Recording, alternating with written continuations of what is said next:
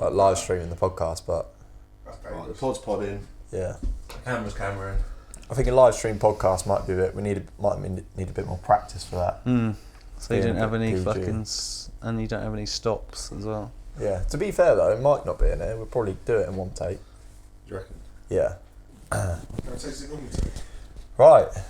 Sort your mic out. I'll do a little intro. Can you hear me now? I can hear you, babes. Can you hear me? Yeah, all good. Really? Yeah. Am I number 2 then? Yeah. Oh, okay. Right. Welcome back to Sidecars on the Sofa, episode 458. Episode 7. You have to hold it. I'm DJ this week. So, as you can see, Mike's been replaced with none other than Ryan Humphrey. Go straight now. You'll like that one. Will I? Right. Oh, I haven't listened through all the jingles. No, that was good. Good little jingle, that one. Oh, right. You can figure out when you're editing it. So, yeah, how's Ryan? I'm alright.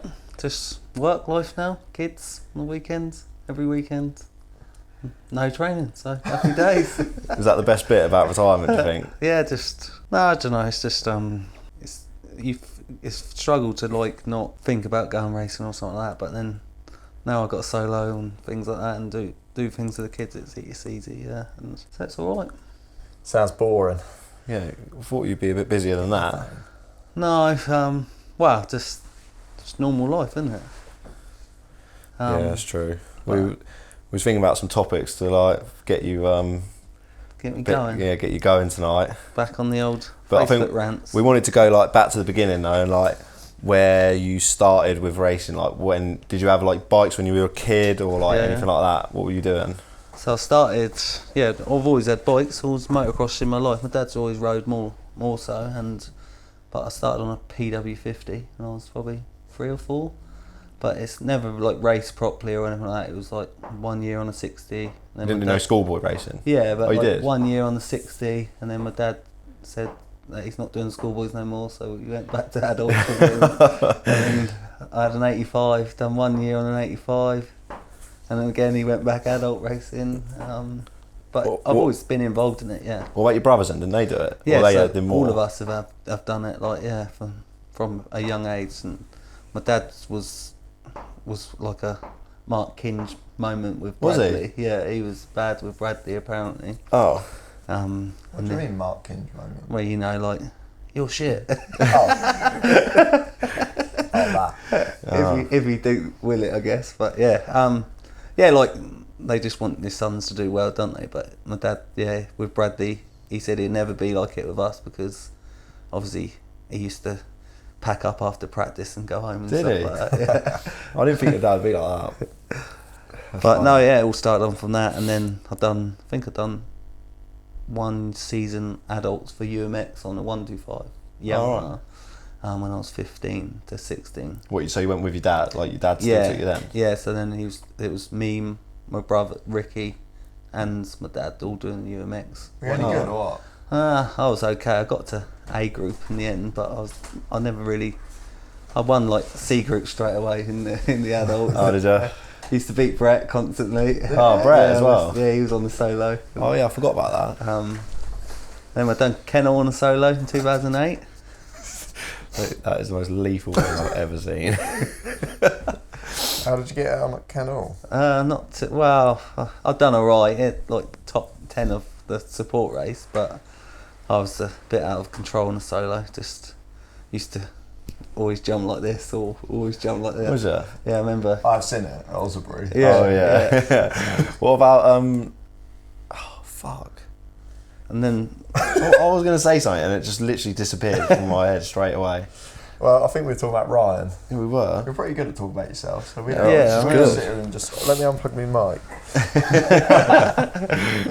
No, so fuck solos. so sidecars, I hated them being at the meetings, because they used to at the UMX, I suppose. they used to ruin all the ruts. You've gone full circle now, haven't you? Yeah, never watched them, hated them, and it was the only reason why I got into it was because obviously I was mates with Brett from then, and you know the Binstead meeting they done, like a fun day kind of thing, but they had pit bike sidecars. Oh yeah. And he just said, "Oh, do it with me." And I was like, "Oh, I don't know what I'm doing." Like, and I just done it once.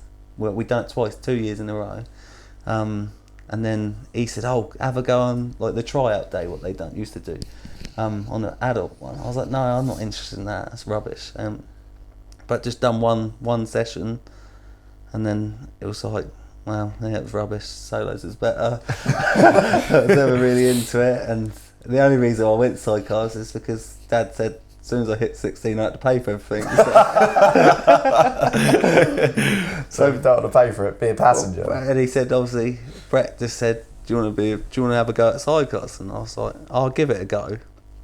And that's how it started. But obviously, he wasn't bad straight away, so it was quite tough for me in my first year.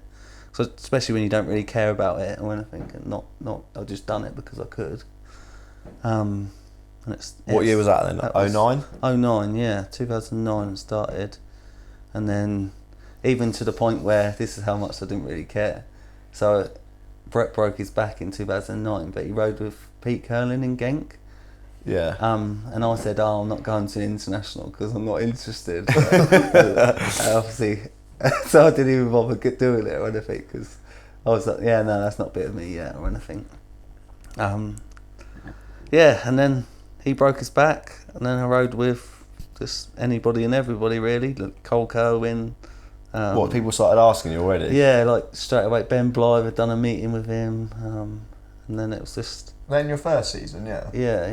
Yeah. Can't remember who else. Oh, that's it. And then Nick, because obviously I knew Nick and everything, and he rode with Josh at the time, but they had a split up. So then Nick Jarvis said to me, "Do you want to do it?" And I was like, "No, I'm not interested in doing it like that." But he was like, go on, you don't realise like you could be something out like as a passenger kind of thing, and I was like, no, I'm not good enough yet, it's my first season. So I think we done the last, because they had been said at the end of the year, Yeah. so I'd done that with him, my first ever one, and we crashed into the back of Rob Oldford and knocked myself out. I couldn't remember nothing, I was concussed. And then I think it was like 3 years I'd missed him for like an hour. I didn't know I had a girlfriend, and I was in the back of an ambulance. And then, but that was like way too fast for me. Like straight away, I was so far behind. It was like unbelievable. But Nick, obviously, he was a rider. He'd go as fast as until you come out. Basically, that was how he was. Nice. And then you signed up then? For Yeah, next so year? that was like he said, I'd give you time. I'd give you a big winter kind of thing like that. So we'd done the Spain back then. Oh, you did, yeah. Went out there, and it was good. It obviously got better for me, but he was still. What changed your mind then? Why did you think? How did you go from not interested to like I'm going to go fucking Spain? And I just guess I believed people. Like Bangers, they're pretty good at business. Yeah. Yeah, like it was like it was fun in the end, but like, and it was just like that was my new thing. So I was just like, I was all in, but not all in. Like I didn't really understand. Like, I just could do it, like pretty quickly, kind of thing. And but I didn't want to do all the training and all that rubbish, and No. didn't really like take it serious. Like, I was still going. I think like I was only young then. I was like, what, 18. Going out in the winter. Still that was hitting the town. Literally every week, every Tuesday, every Thursday, every Friday, every Saturday. Animal. And then you just go racing, but then just put a stop to drinking, and then just go racing through the year. So then we went to Spain, done that. It got better. Done our first British. I think our first one was, let's say Ling or maybe Candlelights, but we had a fourth in the first race. In your second season? Yeah, literally. That's good, isn't it? But then the second race, I just couldn't do it. I think I fell out. The last race, he crashed on the start, and then his bike broke or something like that. And then we went to Ling, had the same problem. I was just so far behind, like in Wales. I'd never rode sand and nothing like that. Oh yeah. He was just catching me out constantly, and we had one good race out the whole day. We had a fourth again, but it was like the hardest thing ever. I was like collapsing like on the bike constantly. But obviously he's another one like riders are. They just want you to do it, kind of thing. What do you mean, like riders are? It's sympathetic. Yeah. And it's just like, obviously it's unheard of now. You would if someone said to ride GP speed like in your second ever season, it was not possible or anything like that, is it? Dan reckons he's going to be able to do it next year. But yeah, like there is foreigners have done it, and like there's those like Simon Stenberg. He literally done a winter. Yeah. There's exceptions. Yeah, exactly. But it's like I was out of my depth anyway, like completely out of my depth. And me and Nick fell out. You went to a Jeep, did you? Yeah, we done. Oh, sorry, yeah, missed that bit. So we done went to Alderbrook, didn't you? Alderbrook GP, and do you know the back two like tabletop things in the right hand? Yeah. It goes really deep there, and I could not get it right for love nor money. Like literally, I was messing it up left, right, and centre. I was getting dragged down the straight. We got stuck. Everything. They were trying to explain like how to, but I was like, I tried everything. In my eyes, I tried everything. I don't believe, still to this day, it was just all my fault. It's not possible. Yeah. But we messed it up every single time. We was in the qualifying position in the race, and we was behind, I think we was battling with Moulders and Davey Maris back then for 11th. And then we come crashing into him, tipped up, so we was in last chance. And then every single last chance lap we done, we got stuck in that right hand. Did you? Or I fell out or messed it up, and so we didn't qualify. But yeah, and then we went to the Langris British GP after. Qualified. We was in the qualified position in qualification race, but then our bike blew up or something happened to it, and then we went in last chance, qualified 5th in the last chance. That's it. Second season. Yeah. Qualified for GP. Yeah. Not bad going, is it? Sunday was alright, or not so good? No, Sunday was like, we was in 17th and just past Francie, Steve France and Stuart France, Lee Machin back then, for 17th, and obviously Nick again, he's trying to push on, and I could not do it. I was literally hanging on for dear life, and I was just collapsed over a grab rail driving round. So he just rode around and finished with me, like knackered completely. And then the second race, that bike broke again or something. But so no points or nothing. And then I think he texts me, before Frome British Championship race, and said, "You're gonna man up," or something like that, and just do it, or something. It was something like those words, and I like I am fiery back, going, "If you give me time, I might be able to do it," kind of thing. And he said something about it, and I said, let's just, you know what, just stick your ride up your arse, basically. Yeah. Nice. So that was that end of that. And then I think for the rest of the year, I ended up riding with Jack Everett then, yeah, in like the Clubmans and everything, UMX. Oh, I bet that was a waste of time, wasn't it? No, yeah, he wasn't that great, to be fair, but I've managed to bring him on to be something. But no, we had a well, for like Jack he was a one-off, like in that first season, we won the UMX juniors, but we beat everyone in the experts as well. Oh right, like in the races. Yeah, you just weren't classed in it. Yeah, like he was good. Like straight away, it just clicked to him. But then he was quite good on a solo as well. And then to have Chris Everidge as your dad, like setting up everything and tell him and everything. So yeah, we won the Clubmans. Always top 10 of the British. I think our last British we was 6th, and it was quite good back then. Yeah, it was good. Yeah, top 10 was good. And then the year after, we decided to go again. And straight away, we was the 3rd fastest team in the British. Did you do GPs that year? Yeah, that year. We went to Pernay-le-Fontaine, I think our first year GP together, and we qualified 11th, I think. So do you reckon you done any training for this year? No, I still ain't trained nothing. No, I've done on the tune. I've done no. Yeah, literally, they used to say, "Look, you need to rein it in now," basically. Like, and I was bad back then. Like, yeah. So, or I'd say I've done no training. My training, there's no way it helped in any fitness whatsoever. I'd go running, try and run as not at any pace, just see how far I could get. And I remember running 7 miles in plimsolls. I didn't even have any trailers, and I just walked back because I just couldn't go any further. I was just fucked. But I was so far away from my house. Oh. Yeah, so we done. So you didn't think to like? You didn't think to do a 7-mile circle? I didn't do anything. Just run. Yeah, it was like So I lived in Petersfield at the time, and you know, as you go towards Langrish, you got 7 Stars. Yeah. Just kept running past there, and then I got to like Eastmead and then out the back there, and I was like, oh my god, my legs is killing me, my feet are sore. Like, Yeah. I walked back.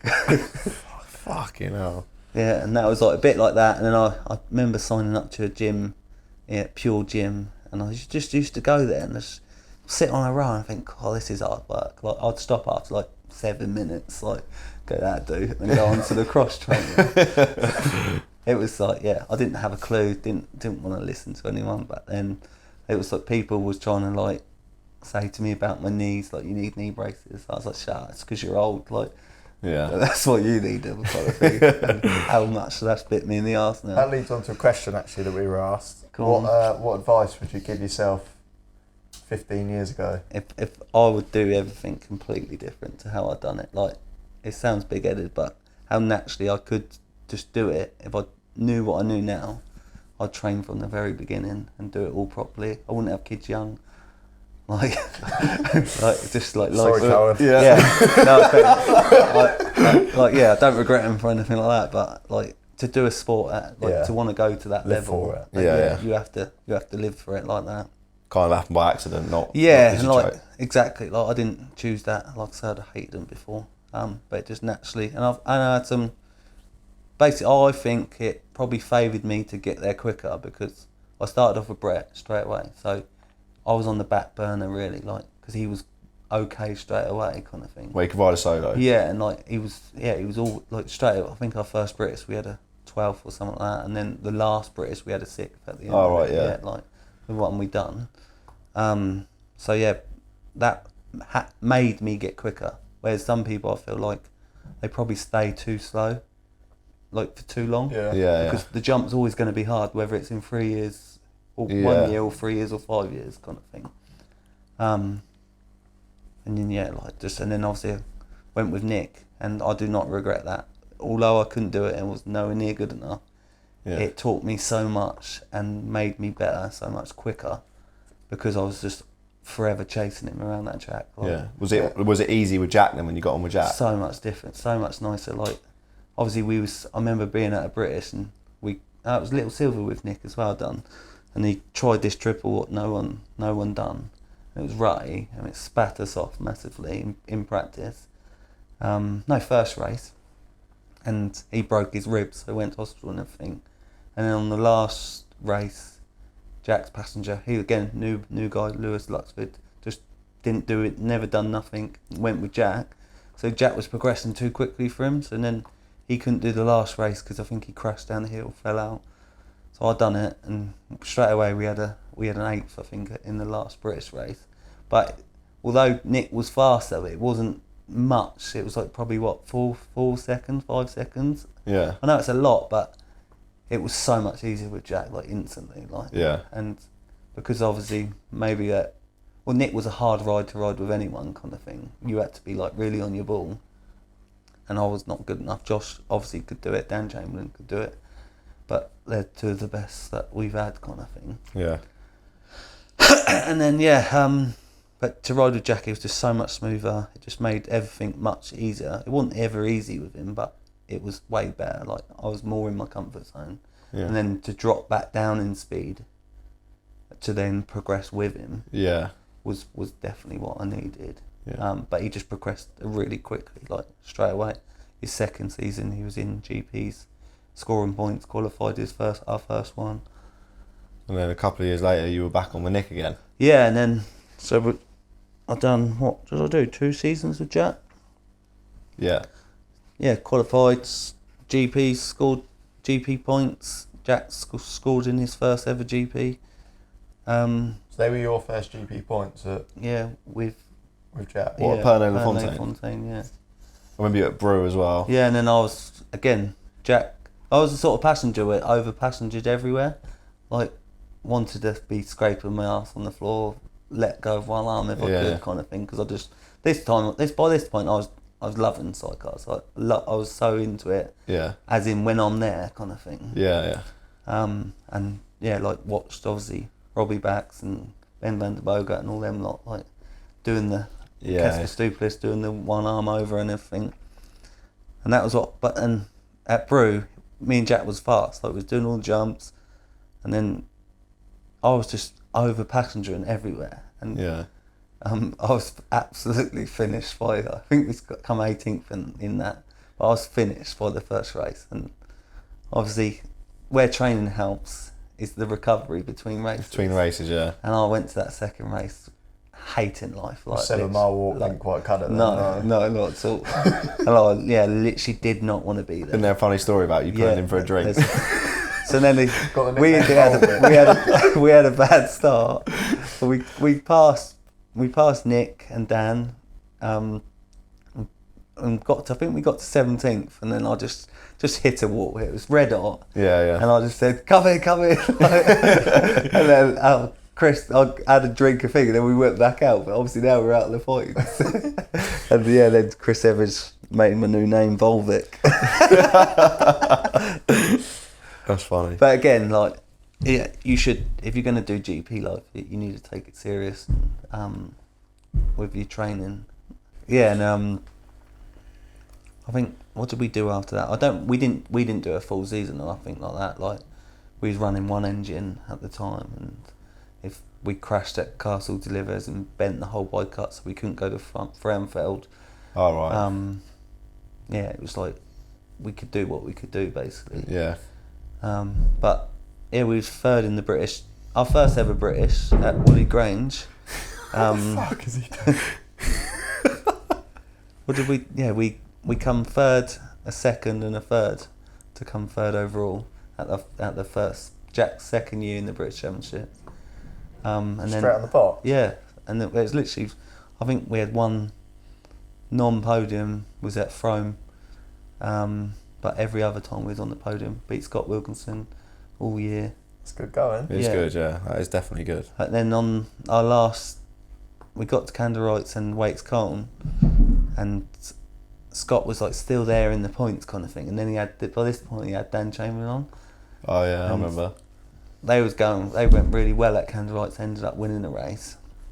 And it was getting closer and closer, but we still had an 18-point lead going into the last round, and we gated third, but it got red flagged because something happened. But so we was in third, but then the restart, we had a terrible start, and it was a bit, the sand bit, it was claggy then down the back, and Stephen, we was 14th, and Stephen Barr crashed in front of us, and we just hit him, bent Jack's handlebars right down like that. Grab rail was bent, I think I hurt my jaw or something like that. But we got back on, and Jack just didn't think he could ride the bike, because it was bent right down. Yeah.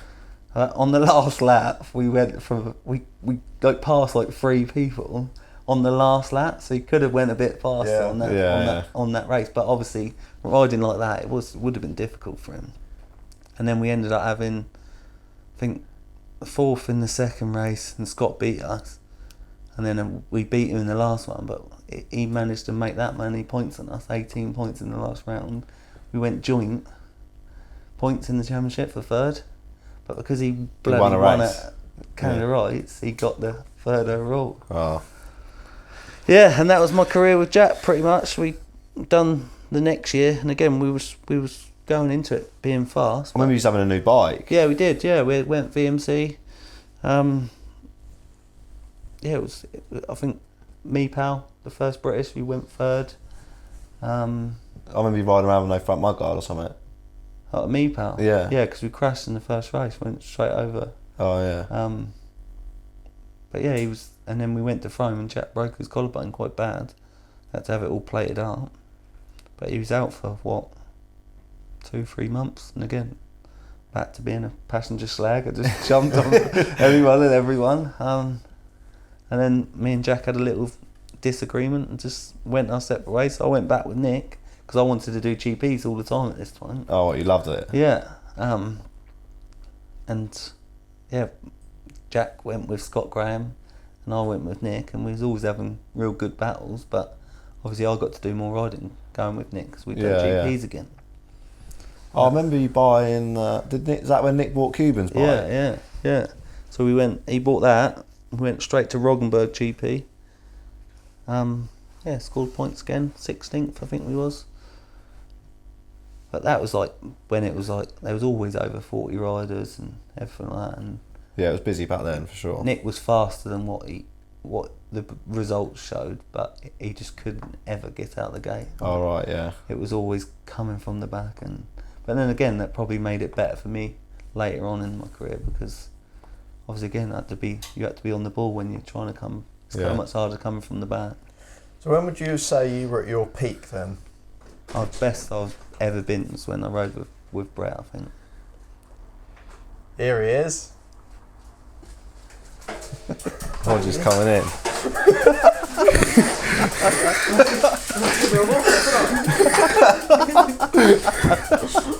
You getting involved, Hodge? Look at his little torch on his helmet. That's so funny. It's not funny. My light there run out, Did it? and then this one here was doing some weird flashing stuff, and he smashed a tree. Hodge is on the Adam Derby training programme. Yeah, I've got him on it. He's grafting and we're sat here talking. Right. So what, when you were over Brett, that's when you was peaking? I'd say Yeah. when I rode with you, well, then see, this is how my career went, because I obviously had kids when I was younger and everything like that. I stopped a lot. Like I had enough of it when I rode with Nick for 2 years, and just fell out of love with it a bit. Like we was crashing all the time, or we'd blow up and everything like that. And like we should have been way better in results wise than what it was. But yeah, engine problems, or like we'd crash, and I remember at Plumbing we was in 8th position, never done the big downhill double. Yeah. And on the last lap, Klaus tried to come past her. Nick see him just hit the jump flat out. I remember watching that. Yeah, encased it. Didn't you crash and your trousers fell down? Yeah, like I literally split all my trousers. I But remember you doing the last lap, your trousers down by your ankles. yeah, that's it. But you know how hard the ground is. I had the worst gravel rashes all up my fucking side of my body. Because you'd already come out once that weekend and Yeah. gone through the fence Yeah. in last chance. We had a puncher going to in last chance. We had a puncher going into the first left-hand corner. Yeah. And it went, obviously he couldn't turn, straight into the crowd, broke this kid's arm. Fucking hell. Wasn't that when Nick was doing his own mooses? Yeah. Nick was supposed to be having mooses in, yeah. Yeah. Doug obviously couldn't get him that week. And then I just had enough being on the floor pretty much all year. But like we had some good results, but then you'd have no points for like GPs and things like that. Like, I remember you being in Varsfeld and that, having like being running top 10 twice and Yeah. breaking that. Oh no, So did you break down in one of them? So we just passed for 9th in Varsfeld, and then we literally, and that was always what happened as well. We blew up with 2 laps to go in 9th. Yeah. But that happened a lot. It was Yeah, never like yeah. at the beginning of the race or anything like that. So, and then in the second race we got a 9th again. But yeah, we should have been 7th overall that day. And then I just had enough of it. So I basically give up anyway, because I had young kids. Like Cohen was not long born. Yeah. And then I think in 2015 I went twin shot riding with Rob on it. Rob, yeah. Just done a season of that, but then I helped Nick out with 2 Britishes because Dan was injured. Just jumped. Oh, yeah, I back remember. on with him Rode there. me at Oswestry. Rode with you at Oswestry and a solo, yeah. Yeah. And then 2016 I've come back and rode with Mike Cuban. Yeah, I was there. But I loved it with riding with him. Like, yeah, just going, like we were driving my own camper, me and the kids and Dia, who I was with at the time. We'd travel abroad, yeah, doing the Dutch Championship, doing a few GPs. Tied in Sam, wasn't he, Mike? Yeah, Mike was good. Like he and like the team, like Benny, his dad, was absolutely sound. Like Yeah. he'd give you everything. If Mike wanted something, he'd give it to him. Couldn't do enough for him. Yeah, it was good. It was a good year. We was meant to do Imbers that year, but he broke his leg at the that season opener at Herzl. yeah. Oh, what, you went there and he broke his Yeah, leg? Nick, he smashed into someone and Ah. he broke his I leg. remember that. Didn't he ride a British Championship not that long after? Yeah, probably 7 weeks after, the Dutch wouldn't allow him to ride. Yeah, I remember that. Oh, So right. we come over and done a British. Was it this? Yeah, no, yeah, and then we was always having that electrical problem, like Oh, yeah. constantly. I remember you come over to a couple of British Yeah. Championship rounds that year and Yeah. had trouble, didn't you? Yeah, it's just like you thought you'd fix it, and it was like when it got hot, it started Yeah, playing right, up or yeah. something. Because you were with Gary Moulds at this in the last race. Last didn't you? race, yeah, helped him out. That's what I mean. I was just more of a passenger bitch, like just jumped from people to people. If you're there, you're there, aren't you? Yeah, exactly. Like, but no, good. That was a good year. Like without the injury, like I really liked riding. We've done Rudelsburg together. We've done Genk GP. Yeah, I remember that. And scored like all right points, kind of thing. But he could have been better if he wanted to do it like GPs constantly. He would have got. Yeah, he'd have gone far, I Yeah. think, yeah. But again, it's hard for a Dutch left-hand guy in it to have a passenger. Like, Yeah. I had a Yeah. good deal with Mike. Like he used to give me half the prize money. Every GP, if we qualified, he'd pay for all my trains. Yeah, I think he's got good backing. Yeah, He and had that's good what I backing. think they've got way better than what us, because to do that to your passenger, and a lot of them get that as well. Yeah, it's quite normal. So We What got you a good like? I was question. just reading the questions what I've been asked, some of them quite good. and then I rode with you, George, in 2017. Yeah. And again, I was a bit fatter again. I fluctuated my weight, so No, you had No, six that- packs in no, 2017. in 16 I was a bit fatter, wasn't I? And I Yeah, lost then you it all. trained Went for on that year, crazy yeah. diet, and then I was And actually then you training. bought 60 quid's worth of pick and mix at the last round and Yeah. shoved right up again. Yeah. Do you remember that? No. Oh, We what? bought Was it all by that pick and accident? mix at Rudelsburg. Rudelsburg. Oh, yeah. Yeah, I didn't know how much they're going to be. But yes, rode with you in 2017. That was obviously your first. That was my first Year at- GP year, at wasn't GP, it? wasn't The it? Amazon Yeah. with Scott. Yeah, Dan, That was a good year, wasn't it? double Like, team, yeah. stressful. It was That was stressful, so wasn't it? stressful. Yeah. It's Two like- bike teams, fucking mental. yeah. Because if it wasn't one bike, it was the other bike, wasn't it? Every Yeah. single Do you remember when we was at Rudelsburg as well, watching the quali race, and both the bikes wouldn't start before and we were shitting ourselves. Yeah. Yeah. Both electrical problems, I think it was. Bit wet on it that weekend. No, and obviously, me and you done more training in the winter. We was going to Ashdown, Marvan a lot. And Yeah. Dan and Scott was allowed to because he was only young. But yeah, it was you progressed quite quickly. From compared to the year Year before, before. to that year, yeah, Yeah. we went well. I went a lot better that year for definite.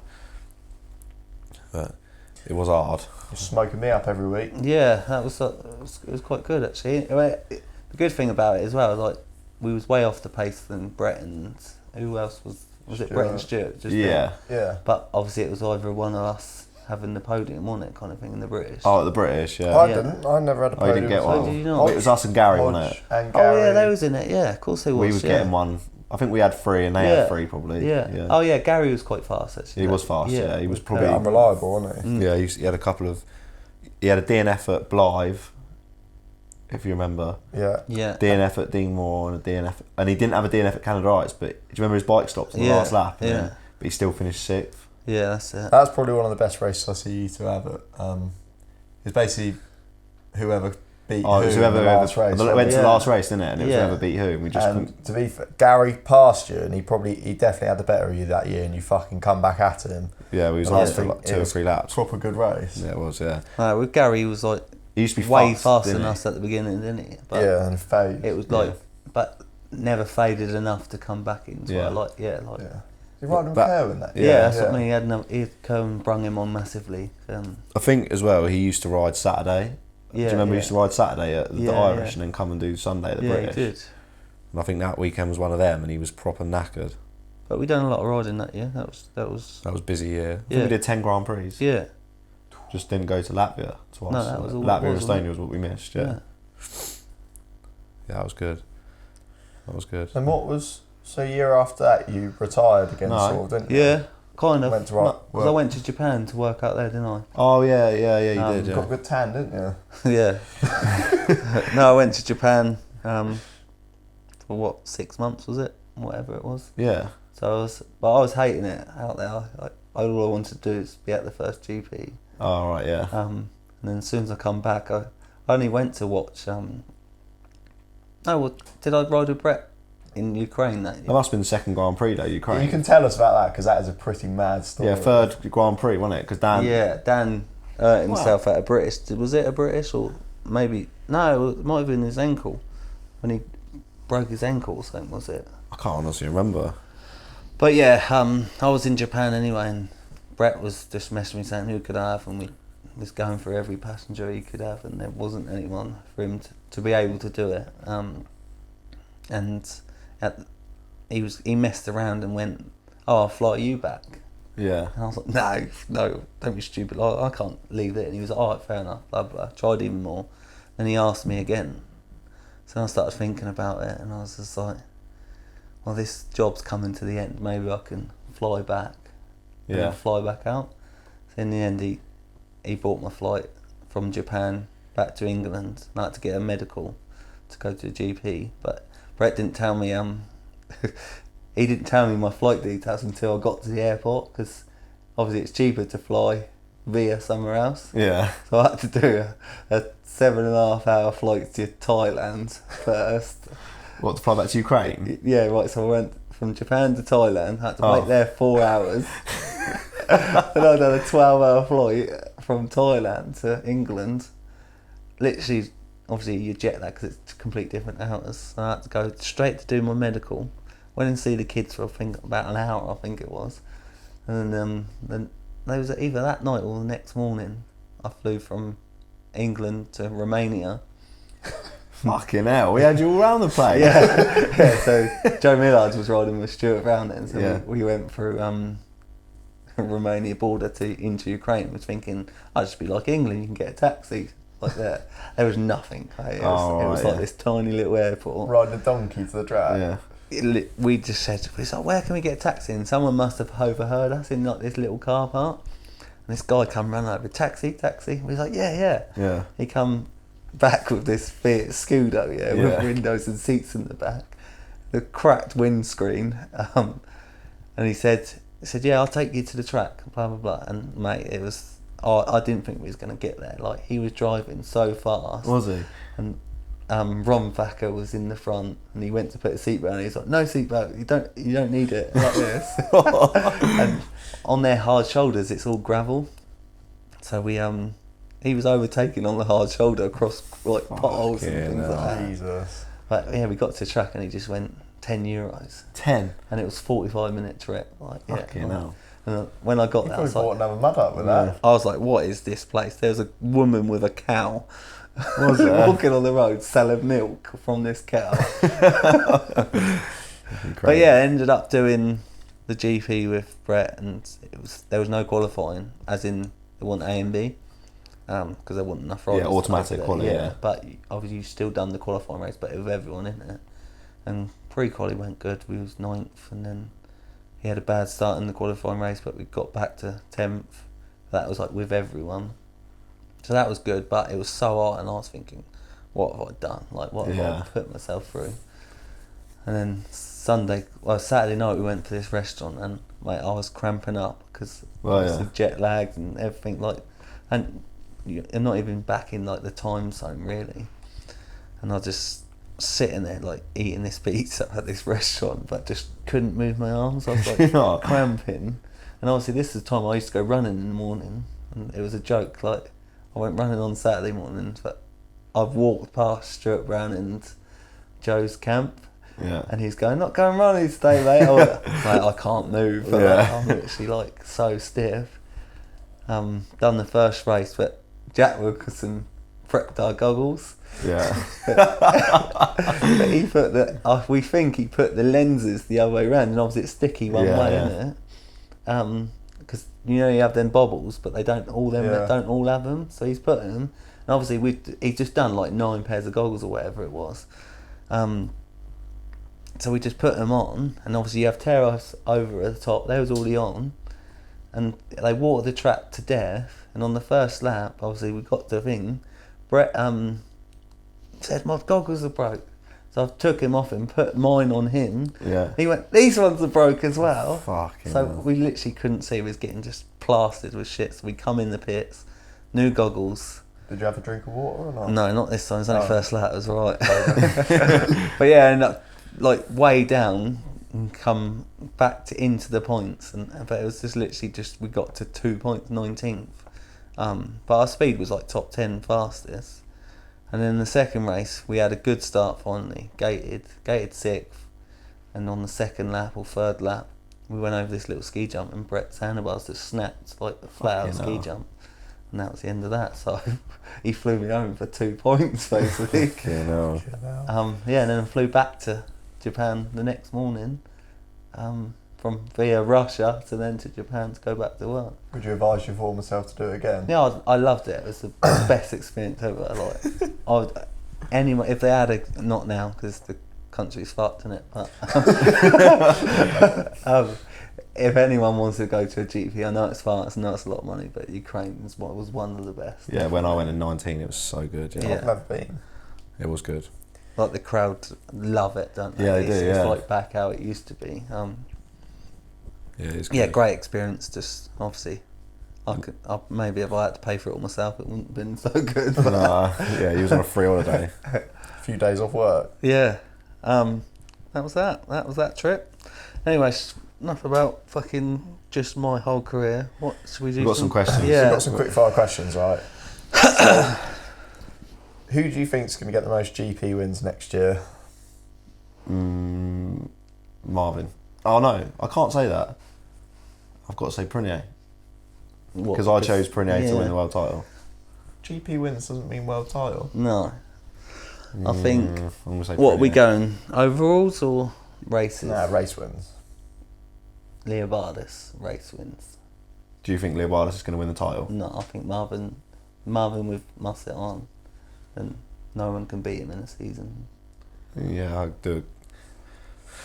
do find it hard to disagree with that. Well, I'll say Marvin's going to win the most GPs then, but Leobardis is going to win the title. You reckon? Yeah, already said it. Best moment of the 2023 season, excluding nations. Oh, excluding British GP. Yeah, that's pretty mega, wasn't it? Yeah, like I know we didn't have the greatest weekend of results, but the speed was unbelievable, and even the crowd was something like you couldn't experience again at any loud, GP. wasn't it? Yeah, like even in pre-qualifying and things like that, there was air horns everywhere. Yeah, it was good, wasn't it? Just the experience, the British GP was by far the You've best. actually done both. You actually done both British GPs. Yeah, yeah. Who's your favourite rider that you've ever ridden with? And why? Favourite? You. Just in that we had some good results, but then I also like riding with Brett. But we just didn't have the season what we could have done, kind of thing. Is there going to be a comeback? No, not this time. No. Maybe for a one-off. Do you think you'd be any good as a driver? Yeah. You do? But I would never ever play for this sport. The money it is, not in a million years. But I believe I could get quite good as a driver. Yeah. Someone's asked, will he retire mid-podcast? Scott Vasily. Yeah. See you later. When is Ryan going for SMCA chairman? Well, I think it needs me, to be honest. All these older lot, they just stuck in the times, aren't they? Yeah. Right. What do you think of the mentioned 450cc engine limit cap in the future? As in the future, Yeah. I just don't. I think what they're saying is it would make the sport cheaper if you done it, but it's got to be. Standard 450s. It'd have to be from the top for a start, like FIM down, because otherwise people got to have two bikes or whatever like that. Yeah. And I don't think you could ever do it because, like, if someone's on a Zabel, or an AMS, you might as well chuck them in the bin now. You can't sell them any other way. So, they're saying it would be a good thing, but Yeah, but don't you think like how much money they spend on solo engines, Exactly, right? that's Like, I know what solos run standard 450, but the 250s are like the most and expensive engines that's ever. what it would make sidecars like, because You'd almost have to put like a a spending cap on it. Yeah, but like, what can you do? what Like, me and Brett was talking about is like, how can they possibly ever monitor it? the only way it works is if they do it. They like, don't even do scrutineering at a British Championship. Yeah. Do you know what I mean? Like, what's the thing they do where they give you like where you get given your engines? What yeah, sport's that? Yeah, they do it in I'll Moto be up 2. for that. Yeah. They gave me an engine. But again, like that's. But it's not going to happen, is it? Do you really? Yeah, like you say they give you it, but them teams are spending absolutely thousands for that to Yeah, of be in course. that Yeah, series. I mean, it's not going to happen. No. What if we gave... Because all the guys with big money are going to spend it all. Yeah, on but What Brett's if, talking what if about we gave the FIM like $5,000 each at the start of the year, and then they supply us an engine? Yeah, but you could maybe do it. It'd have to be way more money than Yeah. that, though, wouldn't it? Why? It'd have to be more like 15, 20 grand. Why? Because how Alright, yeah. how are they going to Right, find but so maybe you could do that in GPs, but you couldn't do it in a British Championship, like Yeah. as in. No. But it just wouldn't. I just don't think it's going to work. It'd be unfair. People have just basically And they'd saying have to yours get are to a track, put an engine in, take it out, and then go home. Yeah. And also, so the reason why that spoke about is because they do it in Moto 2 or something. Yeah. Right. And but so say you could have an engine 1 week, and the guy in second could have that same engine. But Brett was saying, but if he knew that he wasn't having that engine the week later, he would just ride it in first gear on the last lap. Yeah, that's true. Yeah, I don't think the 450 cap thing would work. I but don't. in principle, I think it would make be a good idea. Yeah, exactly. Make yeah, the racing close. Yeah. But I do also think like when you go watch GPs, yeah, like there's something about listening to them big Yeah. motors. Like when Yeah. you hear them big motors and like them think that like it's unreal, isn't it? Like Yeah. what they and it would just take the edge off of the sport a little bit. Yeah. I think like the entertainment value. It would Sidecar make it. would also be very slow. The sidecar would be very not slow. doing any jumps Yeah. or anything, are you? Or like it would make it cheaper for the average Joe, and it would enforce. So it say in 4 years' time, all of a sudden you would have decent second-hand 450s at a Yeah. reasonable price. Yeah. But for the top ones, it wouldn't make it no cheap because you'd tune it to fuck. Yeah, it'd be fucking. They'd be blowing up yeah. every 5 minutes. Yeah. Yeah. So Do then, you think it would encourage, like, if you said they did enforce a 450 cap, 10 years down the line, do you think there's going to be more sidecars because of it? I think there more would be. people I riding think there's more Yeah. because it's way more accessible. maybe like I don't know. if they can make kit bikes where you buy a Yeah, solo yeah. and you bolt everything on it, and you off had the them in side. an actual shop that you could go and buy or online shops kind of thing. But that's what I'm saying. Well, it's got to go from the top first because Williamson's got to start making them. VMC Yeah. have got to start making them. Like No, I get it. It's definitely got to come from the top first. It has yeah. to. That's the only way it would work. Because that's what happens is that people have to buy our bikes so we can have new ones for GPs. Exactly. That's how it works. Yeah, yeah. If no one's buying the bikes, then you're fucked, No. basically.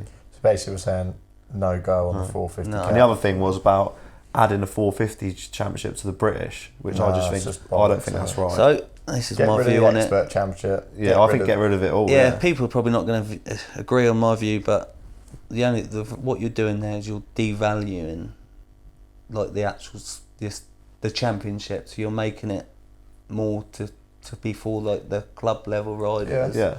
But I don't think a British Championship should be for them, or not for them, but like because there aren't enough riders to go around. But it should be based for the top riders because it's our you guys' championship. Yeah. And then the rest should just suit kind of thing. I think it makes the sport look bad when you've got someone that isn't inside the top 10 saying they're a British expert champion. Exactly. Yeah, and like Because that, you I look at don't it and you agree think, with that, yeah. Someone from the outside would be going, how are they British champion? And I also don't think.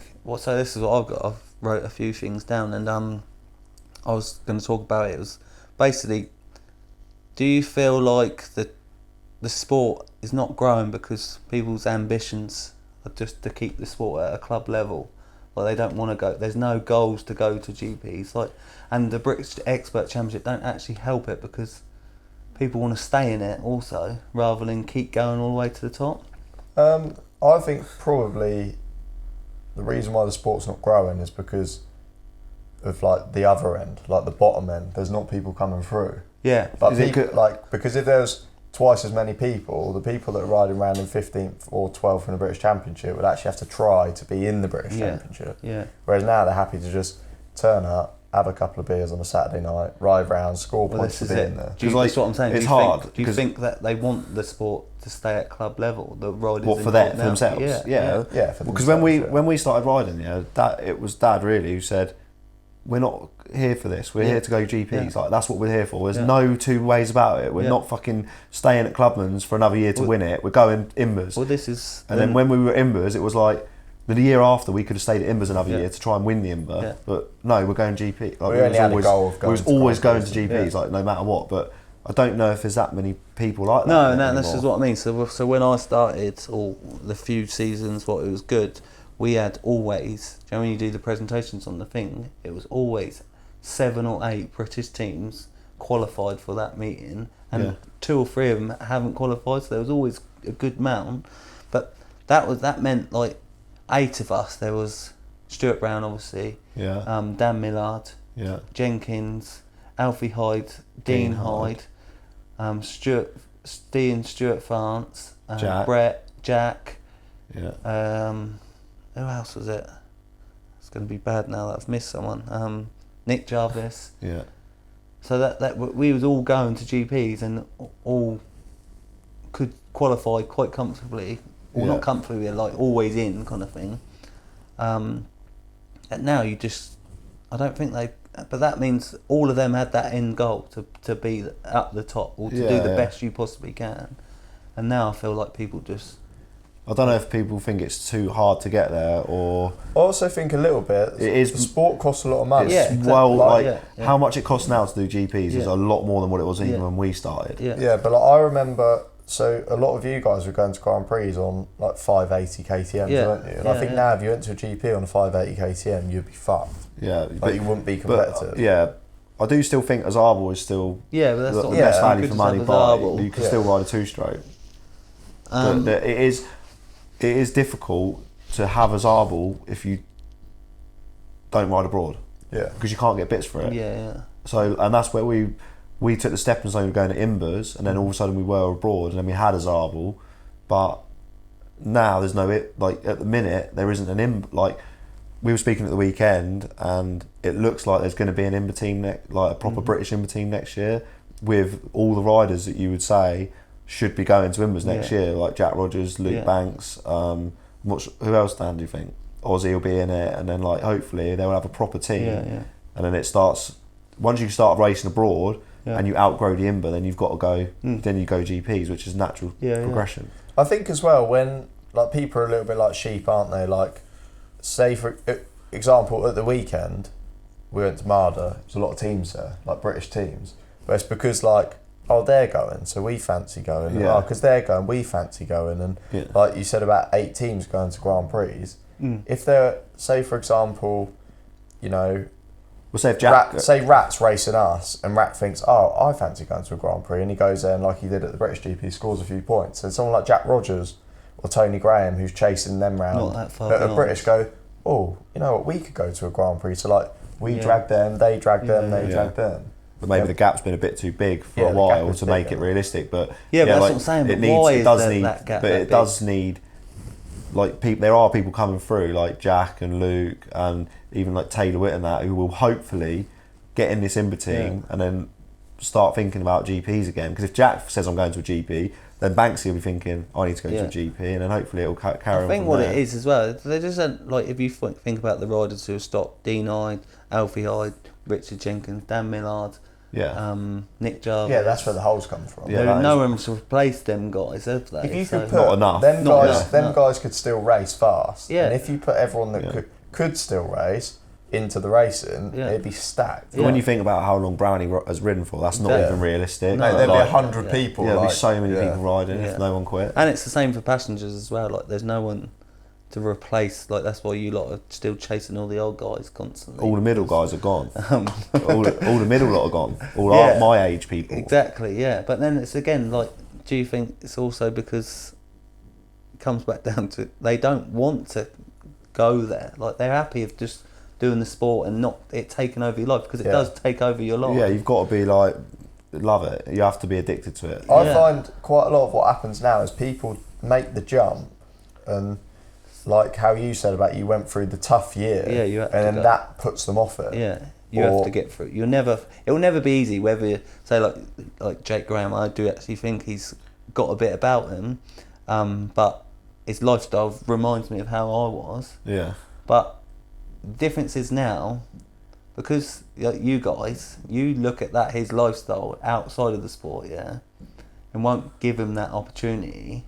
Whereas I had the opportunities, like Nick. But do you think now, when you started GPs, you couldn't even get away with it? You almost didn't get away with it. But now it's probably even more important to train. Really fit. Everyone, and it has done it because there was people training it, but the back end of the field was probably not so much. Yeah, exactly. And it is in my eyes, it's harder now than it was when I first started. Yeah, I think you have to be more dedicated to it now. Yeah, and because everyone's going that life, like I know, like Adrian Peter, and he's an athlete, kind of thing, and obviously they have good results, but like they're a top 15, top 20 rider. They're not top 10 guys, but whereas I don't know, because I can only speak for myself. Maybe everyone did train, just not me. Maybe like. Well, yeah, I don't know. Yeah. But yeah, right. So then I got some few things. Right, this is what I was going to ask about the foreigners. Yeah. Well, we getting them out of the country, or we keep them? No. Right. Do you think foreign racers are better driver and passengers because you get more from it over there, and it's a lot more sponsorship and doesn't actually cost all their wages to do the sport? And what I mean by it, so like you got Lagermatt, Hermans, like say the Dutch guys, do you think they would do the sport like they do if it cost them as much as it does? No, there'd be half as many people doing it. Yeah. And because I think it goes back to like the thing of dragging people along, because there's more people doing it out there. Yeah. Like the young passengers, you can already look and see the older generation, the middle generation. You see the 12 and 13-year-olds going, like they're going to be at Grand Prix in 4 years. Yeah, yeah. Like, and they will be there because they're on that path. Yeah. Whereas there's not that many people but on the I don't path feel now. like, so for them, which I do agree in it, but it doesn't cost them, like even the passengers, even when they get to, so basically what I mean, but when we turn 16, we have to go to work, right? Yeah. And all of a sudden it's like, say your dad must have said, I want this much out, and Mark must have said, like, you want to put this much into it. Yeah. Whereas they get it help from their dad or sponsorships all the way through. It's never coming out of their pocket kind of thing. Like, no, not the race. They're driving around nice cars. Yeah, or they have like the summer vacation. Like, when would we ever go on holiday? Or when would you, that would be, if you'd done it and your team, they'd look at that as a bad thing to go on holiday mid-season. Yeah. I went on holiday in 2014, right? This is when I was shit. Like, I was shit, and Dad was fuming about it. You know what I mean? Like, livid. And he was like, what the fuck do you mean you're going on holiday? I was like, I'm going on holiday with the boys. And then that was it, never again. Do you know what I mean? So I agree that they're better and they are producing more people, but if we give them like our life, and like your life, especially how much it costs, they'd go, fuck this sport. It's all the travelling as well. Yeah, yeah. Like, if you could go to a GP that was 4 or 5 hours down the road and just you're in bed at 10 o'clock at night, it'd be fine. Yeah. Like, I'm sure you could get people that ride over here that think they're good enough to do Grand Prix but don't want to go and do them, which is probably half of the people that are good enough. Yeah. It's because of all the travelling. Yeah, yeah. I don't think it's so much to do with the racing. It's, getting home at 5 o'clock in the morning and then going to work. That's what I'm saying. Monday, but they even, I remember even being in Portugal this year. Obviously we was travelling home, and I flew home, admittedly, but like I was working near Luton Airport, and I'd go and sleep in my van just so I'd be at work the next day. That's mad, isn't it? And then I'm seeing all the foreign guys still at the track. Yeah. Well, you like driving home. Yeah. And I flew home and straight to work, and it's just a different, like they've just got it. I just think the level of backing that they seem to receive is unbelievable. Is unbelievable compared to what we get. But I don't actually know why. I can't put my finger on why it happens. And then not only that, tax losses. So, another one. Talk about the sport. Do you think it was harder back in the day, or harder now, or do you think it just shouldn't be compared? I don't think it should be compared. No, I agree. think the sport in the where it's gone now with the jumps and like the actual speed and stuff now, it's actually scary. Like I remember when I was going to Grand Prix and thinking, I still do it now. I'm like, I actually don't want to do that jump, but you have to. Whereas when I watched the racing from years ago, it was like it was fast and it was intense. Like now it's really technical. I've got all respect in the world for them, but what I can't stand is how you compare each era to say, look, these guys would be way better than this era, or we would be better than them. The guys at the front would still be at the front, no matter what the era but was. it's just like, just keep it at, like you was amazing in your era, and these guys are just as good like in this era. Because they can only ride. The only difference was back then was their bike. All that's got better is the bikes, really, I think. Because the top guys back then were athletes. Like Daniel Williamson was an athlete, Sergis was an athlete. Yeah, when I hear like the Barry Williams story, what he'd done as training back in the day and things like that. But they can only ride what bike and track they had to ride. So, But like when they try and compare it like with the twin shots, like obviously I've had to go from GPs to twin shot, and it was so easy. Like honestly, like. Yeah, but it was tough. Like you used to get battered, but everyone was getting battered. But the tracks back then they were doing 40-minute motos, and the tracks were battered, and probably I know they say it's twin shot, but it's not the same suspension kind of thing and everything like that. Yeah, back then they were running old shots like that weren't brakes. working. So like it would have been way harder back in the day. But I also think like and they had to get to the track on a horse and camel. But like when you go to a Grand Prix that is really rough, they're not always the hardest Grand Prix. Sometimes the ones that are the fastest, most intense GPs, they're the ones that are jumps, hard. I think you go to Strasbourg about how mentally hard is that track. Or even with like a jumpy track like Spain, like with them big tabletops, it just looks like you're floating over in Milan. They are so heavy, and that it takes it out of you doing it lap after lap. Yeah, so I don't think it can really be compared. I don't think so. But I thought of a little question that we could get you on. Go on. Ideal race weekend format for British Championship and World Championship in terms of growing the sport. Growing the sport, I agree. What the thing is, right? So this is my little thing on it. If you had them shorter races, the racing would look way better. I agree. But because it's the pinnacle of our championship, like in our British, I think it should be what you top riders want, and everyone suits it. And I know they're going, but the majority is like the lesser teams and they don't want that. But that's like saying, say, Josh Chamberlain was better than me, Dan Chamberlain, Joe Millard. But I would be more competitive against them if it was a shorter race, but doesn't mean I should change the sport just so I can try and beat them. I think the trouble is that, like, say if you go and watch a solo British Championship, there's only 2 races, isn't there, of each club, but it's MX2, MX1, I do get MX1, that, so then they've got loads of racing to watch, whereas you go watch a British sidecar, there's only, so really what you do need is the British sidecars and the sidecar support, whatever, is it's under 21s or whatever. Just so it's a better day for spectators. But because at the top level, at the British Championship, fitness should come into it. Yeah, of course. Like, it has to come into because it's the top level.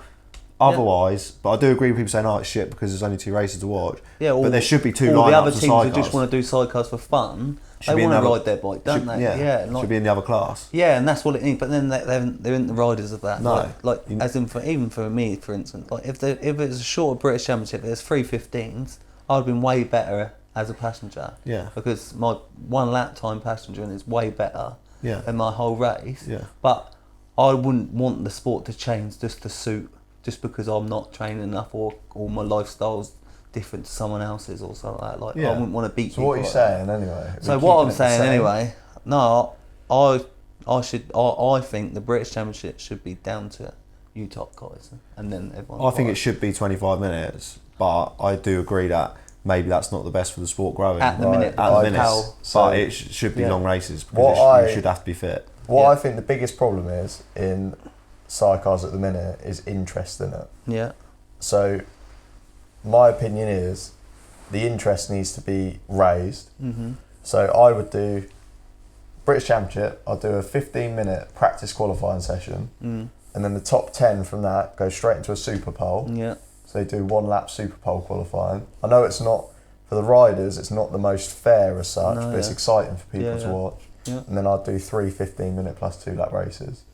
and then it would definitely 5 years down the line, when the sport has grown, you could then take the steps to make them longer. But I think now there needs to be a change to make it exciting. Yeah. Like if I go and watch British Championship, I think, you know what it's like later on in the race, you think, fucking hell, it's not really much going on. And I agree with that. It would be better. It would be better for the sport. It would be better for the teams racing, because at the minute of the capability of the riders, they would be better in a 3 times 15-minute format. But I think you need you don't want to cross that line where you go from, like, you need to get people interested, get the numbers up, and then make them long races again. Otherwise, you're going to end up with like British solos, for example, where the gap, you're good in Britain, but you can't do it on the world stage. The only thing is if I feel like you, George, Jake, Stuart, Brett,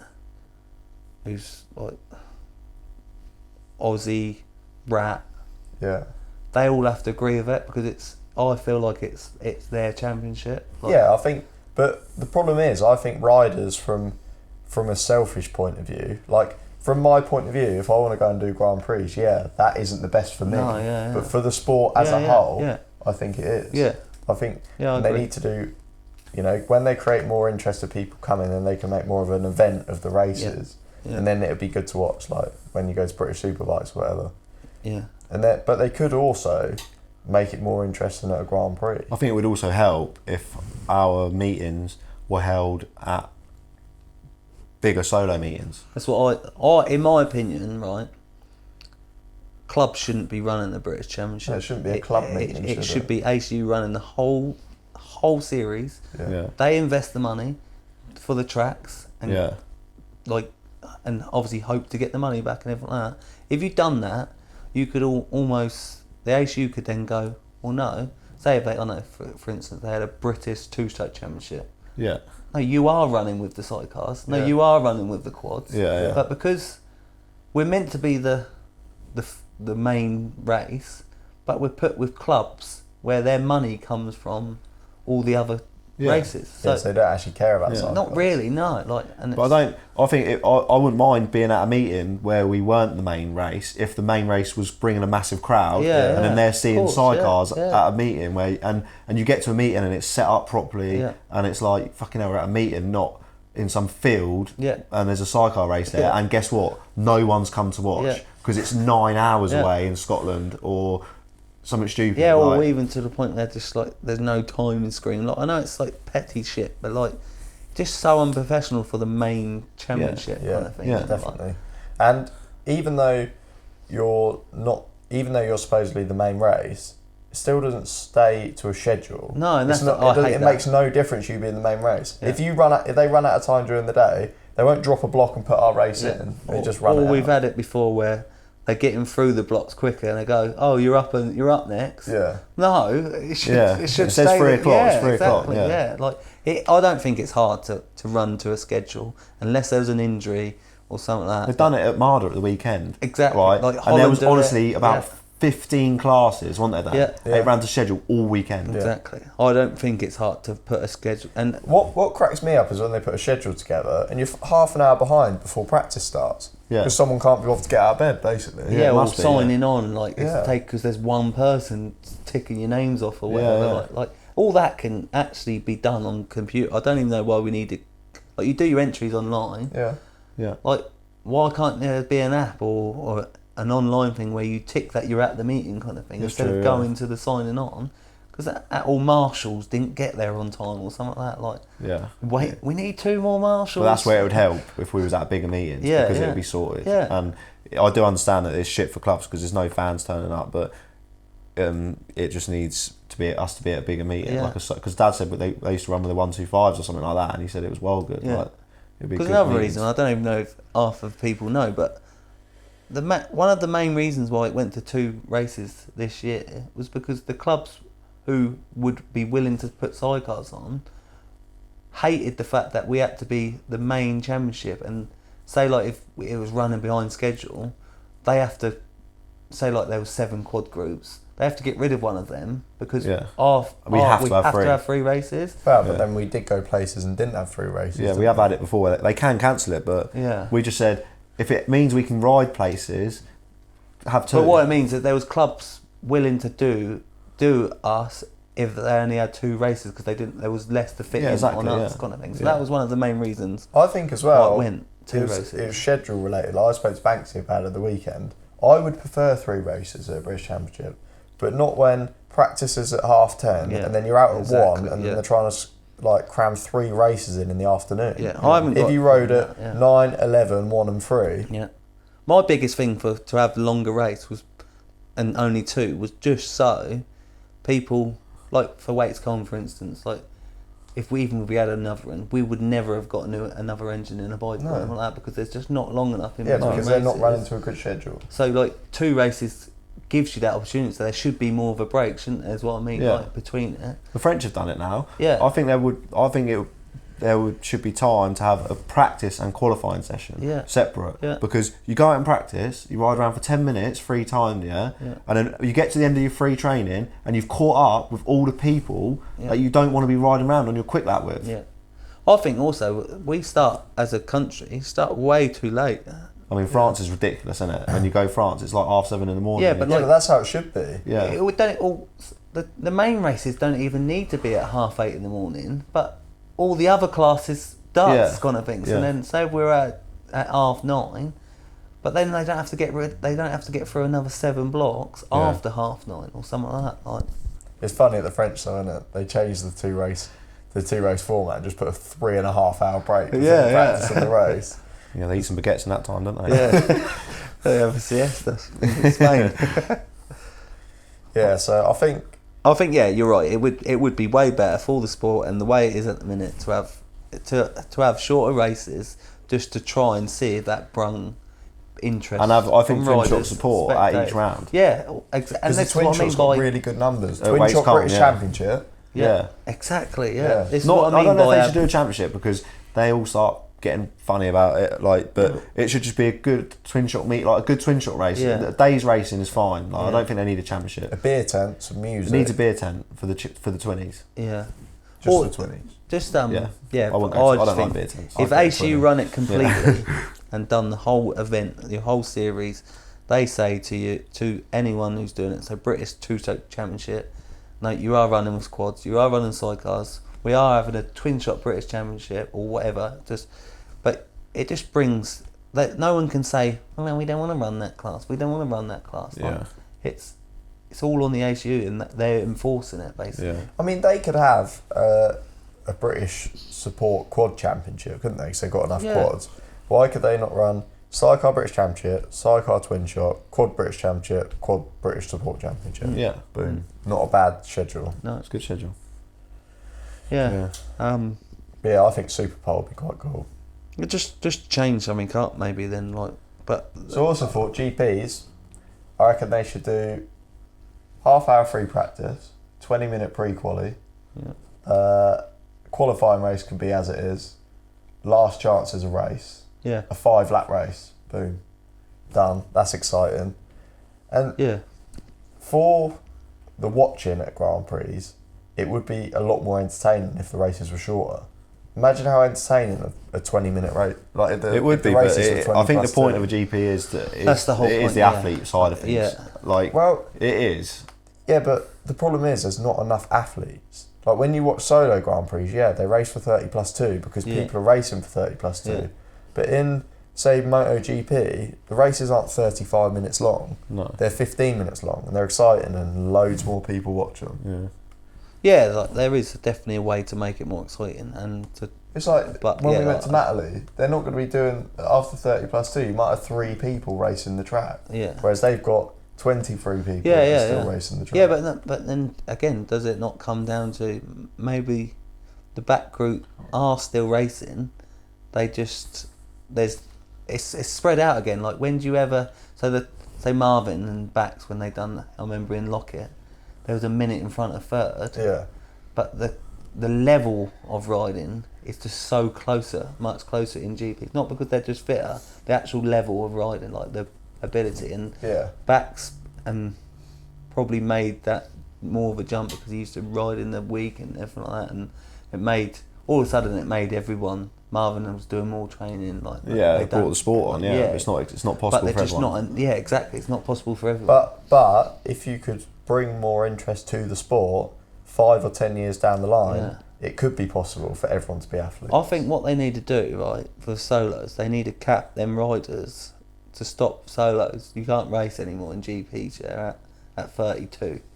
And then they'd still want to do something, so they have to find another sport. Like Gerard's been amazing for a solo. Yeah. They'd come to, if you had solo riders jump onto sidecars, the level of sidecars would be massive. What I thought would also be quite cool. And they could afford to pay for it themselves and all. they earn all their money. Yeah.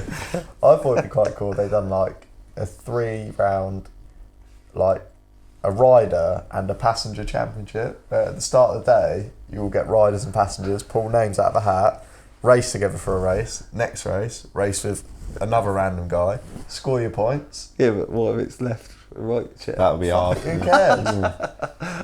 But you'd be right because you jump up and do a bike. I'll passenger a lot.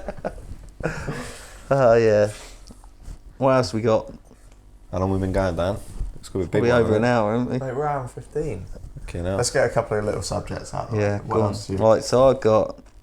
Right, so, talking about drivers, yeah. Yeah. You know, obviously you lot are saying fucking these newcomers are not up to it. Oh, they're all shit, mate. Right, but no, I'm not saying like that. Do you, like, because of...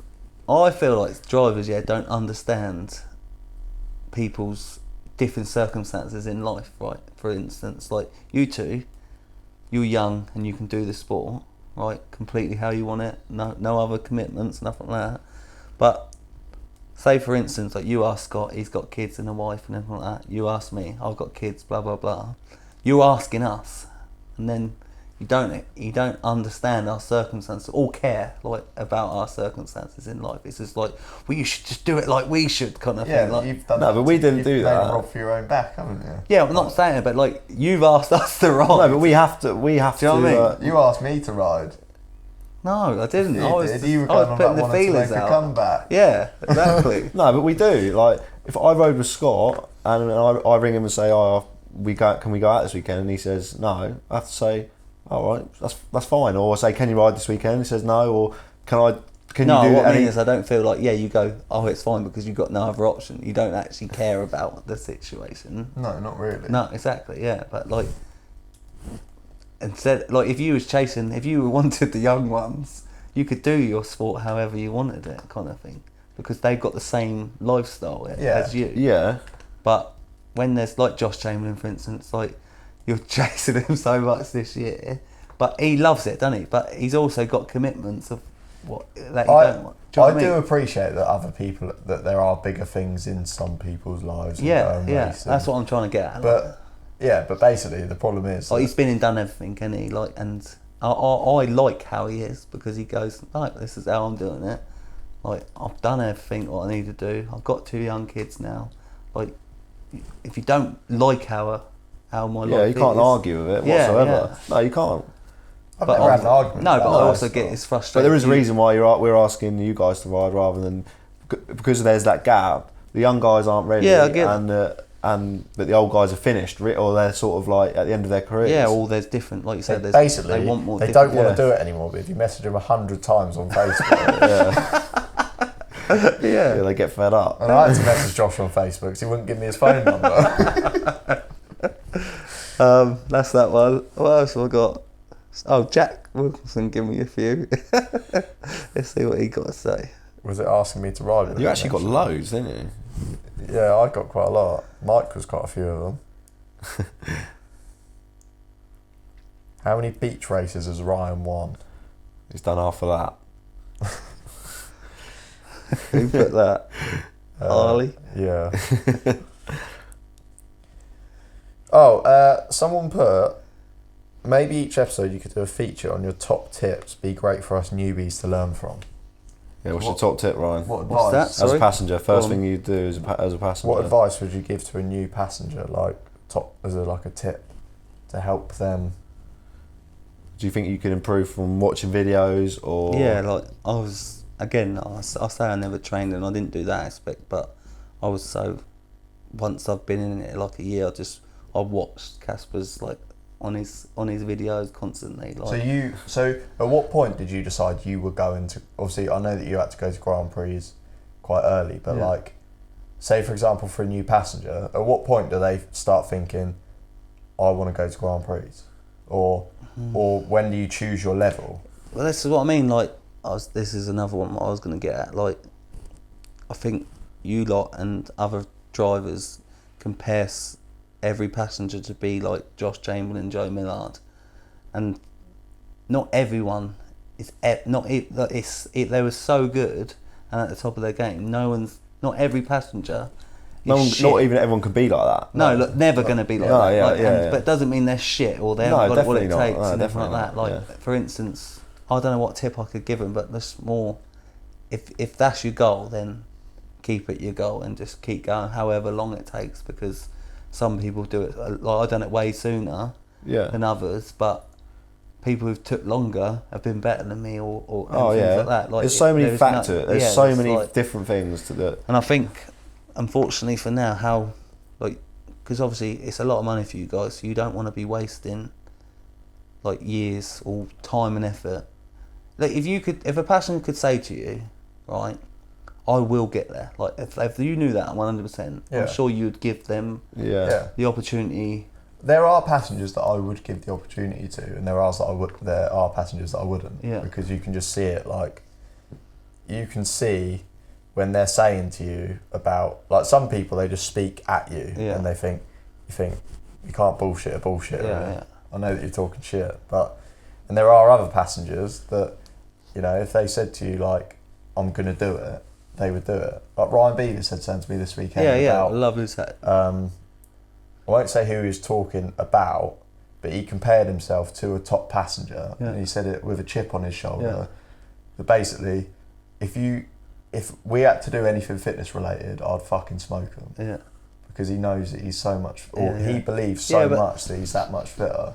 But then also, you can still do it by, like, I'm not as strong-headed as like Dan Chamberlain and people like that, but if you was an athlete and didn't have that strong mentality, you can still do it. Like, doing it another route. But some people just find it easy, don't they? Yeah, it doesn't stress them mentally. I think there's so many ways that you can be good. Like, I know people, like, I don't know, no one knows if Thomas McKay's going to make it yet, but I love his attitude towards it. I love how he's an athlete. If he keeps plugging away, he will make it. I think he'll be a slow burner, but it might be a good thing for him. So maybe it'll take him longer than what others have done it, like, but it all depends on opportunities as well. And sometimes I don't think people are out themselves of how, like, they say they want to do it and then you hear certain things, and like Jack Wilkinson, for instance, like, he don't help himself the way he talks, because one minute he wants to do it to the top and then you're at a British and what was he, like, a minute and a half behind us, and he come in and was going, oh, my arms are dead, I was blah, blah, blah. And I'm like, even if that's me, I would not say it, because people are looking to see it. At the weekend, because I'm searching for a ride now as a passenger, I've got boots and a vape, I'll be there. You know, won my race, I was fucked. Like, I was nearly being sick and everything. Come off the track, shrug my shoulders. Yeah, and that's it. And just you can pretend to make it as well. But I think you should be able to convince yourself as well that you weren't that fucked. As soon as you get off the bike, you think it's hard. Like, I was alright. It's a different. Like, when you get to GP level, there's no. If you're that fucked, you are. You're that fucked. But that is when you get to GP level. But I think a main bit of advice that I'd give someone that is starting out is try and keep it fun, but understand what you have to do well. Like, for example, you have to be fit, so start training in a way that you enjoy. Make it a hobby. Yeah, I think like. But you know, I think I've heard you guys say it before, where they should be finding, say, like Thomas McKay should be, before he jumps, he should be finding Aussie easy. I disagree, because I think for Thomas, he needs to find. Yeah, but like, when I rode with you, like, for instance, I was better than what you was at the time and everything like that. But you still found it hard. But like, I just work harder, kind of thing. Like, I was always hanging out massively, like with you. I was always over passengering everywhere. Yeah. Just to make you be better, basically. Yeah.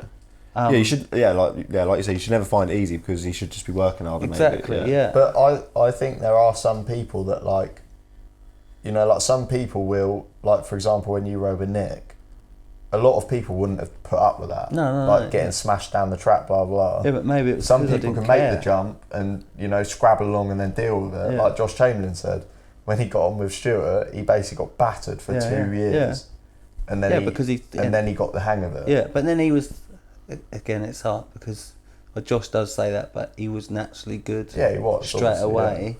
Yeah. But he was also very mentally tough. But yeah, exactly. And very physically tough. But obviously, Stu was a massive jump from what he did because obviously when he went with Stu, he did have a good few months off when he stopped from Nick and everything like that, and to just jump and do that, so mentally strong to do it. But Stuart give him that many years, not that because he was always going to be able to do it, but like it was never binning him off after 2 months or anything like that. Like, oh, you're not good enough, or like it was always an end goal, like them two together. Yeah. Yeah, it was good. And then another one I got. So from Jack said, I'm guessing it'd be you, Dan. What's harder, passengering or driving? Driving. Like, it's a weird one, yeah? So, the hardest thing about driving, if you're talking about just riding the bike, there's so much going on. Yeah. Like, I found as a passenger, you've got probably half the corners on the track are hard work, and half of them aren't. Yeah. And then you actually ride around thinking, like, my boot buckle come undone, so I thought, I'll do that back up. And I'm not thinking, when can I pull a roll off or something like that? I'm like, I'm actually waiting for them bits, and I'm like, I'm actually shitting myself if I get into that bit, because I nearly fell out here last lap. Like, I sorted it out, which is very physically hard. But as a rider, there's so much going on that, like, when you first start out, or like if you get a bit of arm pump as a rider, you're fucked. Like, because you can't deal with like all this stuff. Like, you know, you're going there, you're braking, you're clutching, you're throttling. You've got to get that line right, whatever. But then do you not find, I don't know so how far you've got to it yet, that like say for a driver when you do get arm pump, you guys, you do slow down to suit. Yeah. Whereas if we don't say nothing with our arm pump, like. Yeah, but you stop leaning out so much. You stop pulling the bike like around. Even down like over jumps and everything like that with arm pump, it's horrendous. Like, and it's hard in a. It is actually two different sports. Like even though you're on the same bike, it's not the same sport. No, it cannot be. The only thing I feel like maybe, if you actually think about passengering, I don't think it's that hard to get good if you know about it. Like if you actually study it. If you've got a good idea, like. I also think you've got to be stronger to be a rider than what you have to be a passenger, because like you have to wrestle that bike around the track, whereas when you're passengering, when you're doing it right and your timing's good, you're flowing with the bike. Like the bike's pulling you around. You know, you see there and you're like pulling yourself up off the out of the corner, and you're not. The bike's pulling you up. But then when you get to the point that you're tired and you think, I can't do it no more, then it's dangerous, because you could come out you're not in control anymore, and your mind's you're trying to tell your mind to stay in there, to stay with it, like but then you've also, like we say, with two different sports, but you've also seen riders being ambulanced off after races because of complete fatigue, the same with you as you've seen passengers. So I think it's equally just as hard. But if you want to say, for example, if you want to get to the top and you want to fast track it, you could become a top passenger fast and you'd be a top rider. Yeah, but then I don't know, because Jake done it within 2 years, and he did. But he also went and passengered once for Gary Miles and got ninth in the British Championship race. And he wouldn't have done that just once riding. Well, the reason why I'm saying about I think passengers are there, because why do you lot not just passenger rather than spending 30-40 grand a year? Like, I actually like being in control of the bike, and I get the satisfaction of like coming out of a corner, like picking that rut, being on the throttle, like all that stuff, like riding a bike. I think. Whereas when I go passengering, I do enjoy it, but it's not the same. I don't, in my opinion, but it's hard to me to say, but I think you could get to quite a comfortable speed on a sidecar pretty quickly, but going to GP level, less than when it becomes harder. You need a good passenger. As a rider, the best way to get quick fast is to have a passenger that can tell you how to go fast. Yeah. But you do also need to know how to ride a bike already. Like Jake was good on the solo. Yeah, Jake could ride a solo. Oh, it helps definitely. Yeah, like that. Maybe it's two different scenarios, isn't it? But they're out of comfort is definitely harder. Yeah, I think it's physically harder. Oh yeah, when I was riding with Jake at the weekend, didn't even go out and practice. I signed up in the beer tent, so I didn't even know that I was riding. And we've come out, it was like a right, left on the first out, so we got the whole shot, and I thought, yeah, it's easy. And I've never ridden with Jake either. He's come out, smashed it in a rut, wheelied the bike out as I'm trying to get in the D, so it's nearly pulled me out the back. I've got one arm on, I've just laid on the sidecar mudguard, I'm getting battered by the chair mudguard, wasn't even in the D, and he's flat out, and I was thinking, mate, I'm gone. And then I've just dragged myself into the D, got there, and then I was like, oh no, I've saved it. And then 2 corners later, same thing again. Yeah. But yeah, if that was me as a rider, I'd have gone, fucking hell, I'll eat that. Yeah. But then, this is the bit where, as a passenger, someone else might have gone, oh, slow down. Like, fucking hell, I was nearly out there and slow down. Or a good passenger will think, fucking, I won't do that again. Yeah, well, I've got this covered. Yeah. Or ideally, it not happened in the first place. But then I was going to ask you, George, what was Dan like as a passenger comparing to other people?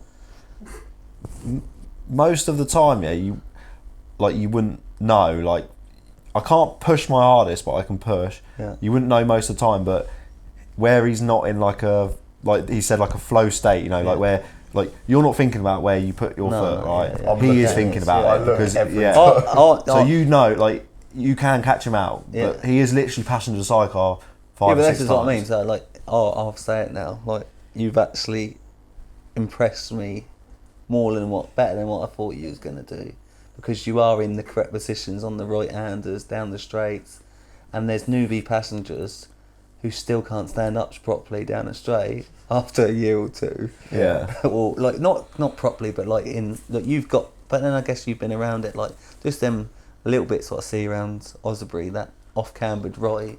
You knew when to get to the right pretty quickly and stay behind him all times. But yeah, your left hand passenger is all so unorthodox. Like because it's uncomfortable. Yeah. I might do it next year.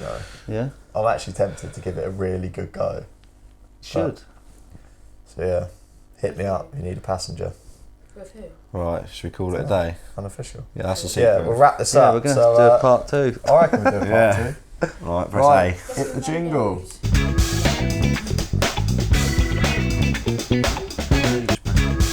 Oh, I pressed it twice. Cheers, Ryan. No worries. Oh.